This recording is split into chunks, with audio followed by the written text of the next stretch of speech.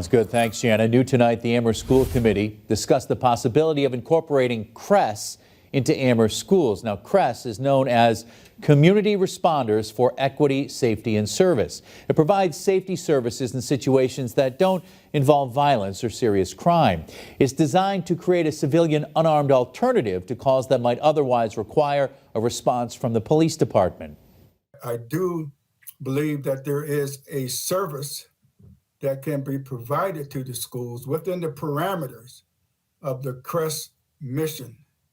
But that mission has to be something that the wider town conceptualizes and agrees upon, and that the town council embraces. No formal decisions were made at the meeting, and members of the committee said the discussion will continue in the future.